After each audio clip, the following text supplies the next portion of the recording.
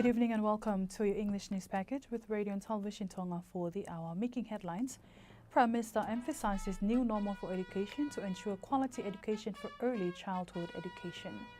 Samoa's head of state arrives in the kingdom and police works on first report into the investigation of Tu'imala Moale's death.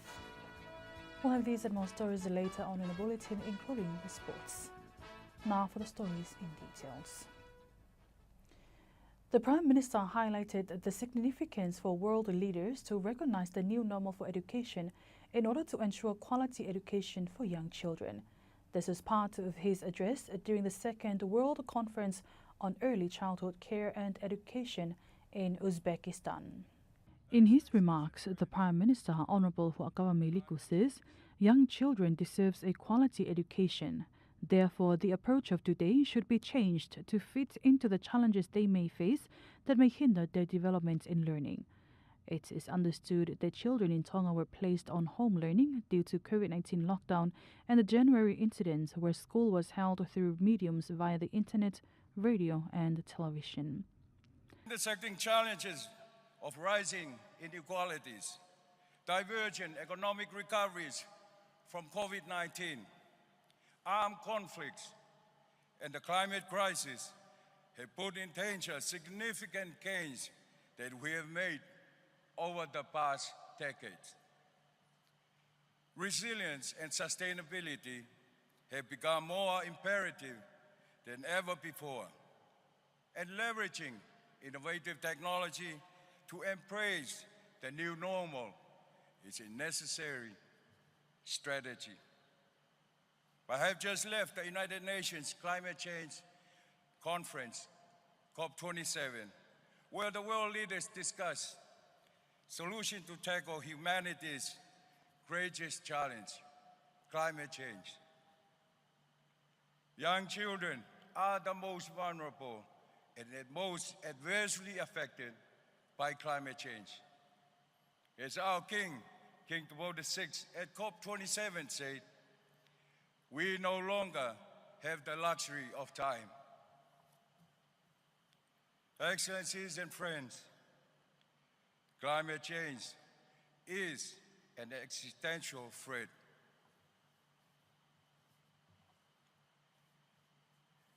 If we do not take heed,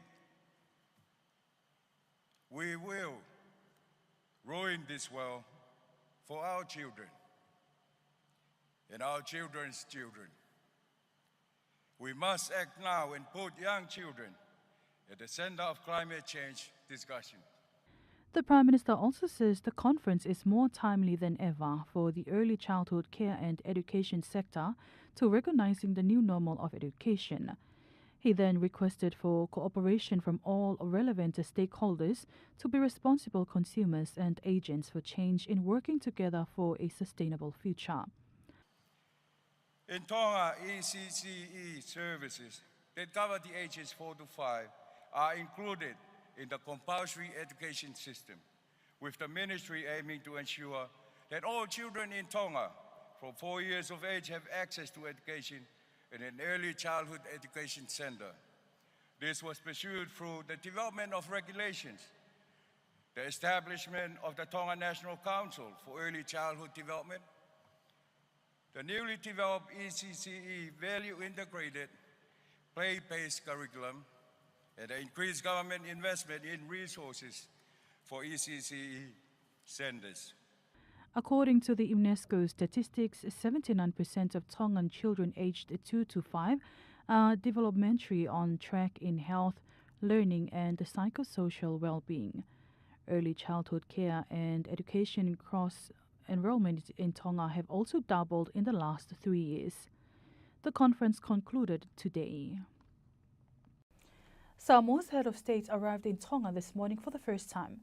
The purpose of his visit is to officiate the graduation ceremony of the University of the South Pacific this Friday. Mark Ake with that story. His Highness Toimalea Lifano Valitoa Sualauvi II arrived in Tonga this morning to officiate at the graduation ceremony of the University of the South Pacific, which will be held this Friday in his capacity as the Chancellor of the University. Also arriving this morning was his wife, Her Highness Fa'amausili Leinafo Tuimalea Lifano, the Vice Chancellor of the University of the South Pacific, Professor Paul Alwalia, and other officials. This morning, the Minister of Foreign Affairs, Honorable Fikita Moeloa Utalikamanu, the Director of the University of the South Pacific Tonga campus, Dr. Robin Havea, and CEOs of different ministries were at the International Fomatu Airport to welcome Samoa's head of state. The director of the University of the South Pacific Tonga campus, Dr. Robin Havea, says this is a milestone for the university as this is the first time for Samoa's head of state, the Chancellor of USB, to participate at a graduation. He adds every year the chancellors of the university are changed to heads of a country in the Pacific, and they must attend the graduations of all university campuses in the Pacific. It is understood this is the first time for the Samoan head of state to visit Tonga after 3 years due to the COVID-19 pandemic and the twin disasters in January. Tuimalea Lifano Valetoa Sualauvi II is the most senior Samoan official to visit Tonga in the history of Samoa and Tonga's diplomatic relations. More than 150 students will graduate from the University of the South Pacific Tonga campus this Friday. Police have received the report on the first phase into the investigation on the death of Tuimala Moala of Vava'o. The Deputy Police Commissioner, David Avalia, says they are working on collecting the information to determine the original cause of her death. He adds that they are working with New Zealand staff here in Tonga to further investigate the matter. He also says they are working to finalize the information collected, including information circulating on social media, before releasing it to the public. The reopening of the case was due to the family's request. The Director of Health Director has clarified that their services are not affected with the recent move made by the Public Service Commission to the policy of overtime hours. Alice Tupo with that story. Dr. Akaola says that they are working on this issue because his staff are concerned about their overtime hours. He adds that overtime work of his staff will still need to be carried out to the public, although there are concerns as the Public Service Commission's office limits paid overtime to only 4 hours per day. This means that 1 month can only provide a limited time of 40 hours of overtime for every government ministry staff and not more unless in cases of emergencies.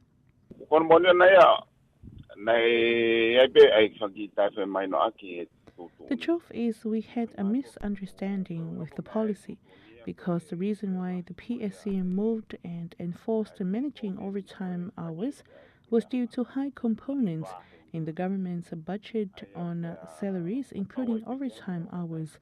This policy was created due to the need for the government budget support.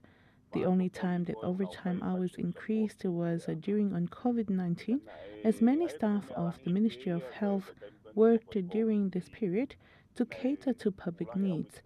The staff worked hard during this time and had more overtime hours than the budget had allocated for each government ministry in every fiscal year. Some of the Ministry of Health's staff were dissatisfied with the enforcement of this policy. Yesterday, we came to an understanding with the staff and agreed that we don't cut their overtime hours, especially overtime hours that have been carried out to the public, like consulting doctors in the hospital. We agreed with the PSC and they are supporting our plan and they will make changes to the policy.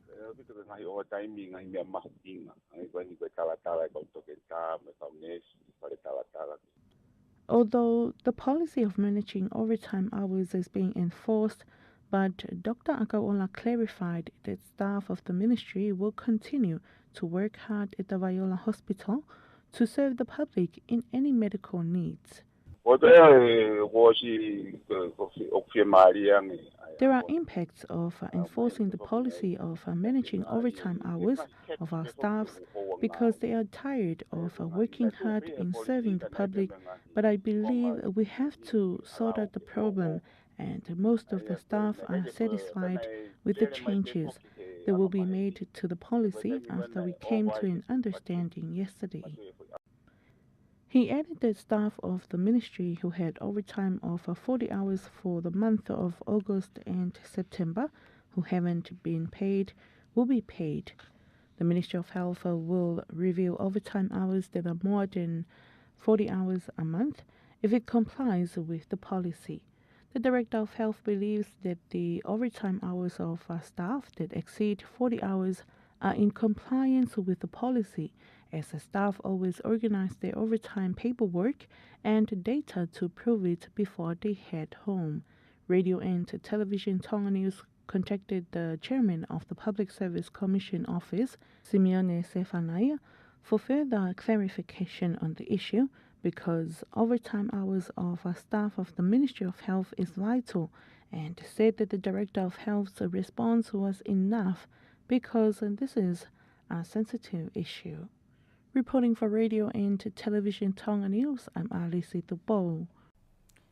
Police have arrested 2 men for possession of cannabis and unlicensed shotgun. The 2 men, aged 41 and 26, were found at a residence at Hakame with 5 cannabis plants, drug utensils, unlicensed shotgun and electronic devices. The arrest was made by conducting a search warrant yesterday. Police are reminding the public to avoid doing drugs and wishes continued cooperation to help them arrest those found with drugs. Christina Moala has been selected to represent Tonga at the 11th Commonwealth Youth Parliament at Trinidad and Tobago. Moala has served in various leadership roles in Tonga Youth Parliament. Also, she leads Falealea as well as Take the Lead. The Commonwealth Youth Parliament will be held on the 24th of this month, which includes representatives from Commonwealth countries between the ages of 18 to 29. The program provides an opportunity for young parliamentarians to enhance their knowledge on leadership skills. And the relief project of the Mula family is ongoing and is aimed at assisting families that were affected from the January 15 incident. The assistance were finalized during a family meeting at Udone yesterday and ways to discuss further assistance for other families affected from the eruption and the tsunami. One of the Muller's family leaders who led this relief project also happens to be the honorary consul of Tonga to Switzerland, Dr. Luke Muller, who was here in Tonga and says that one of the reasons for his visit is to see the state of the project and what additional help is needed. He says they have provided assistance throughout Tonga before to those who were affected from Tropical Cyclone Kida, and they have provided assistance through short-term projects, which included the distribution of bread, flour, and oil for families affected. This project is ongoing. I mean, we have family projects, but these family projects are more to support the families. That's one thing. But the other thing now, these help projects, they are for the general public, not only limited to family members. And let's say what is the major goal, or let's say one of the basic elements of our help is we want to have we want to organize a help which is long-term, sustainable, which means it needs to be a project which the Tongan people can actually look after it. So it's not something which you do one time.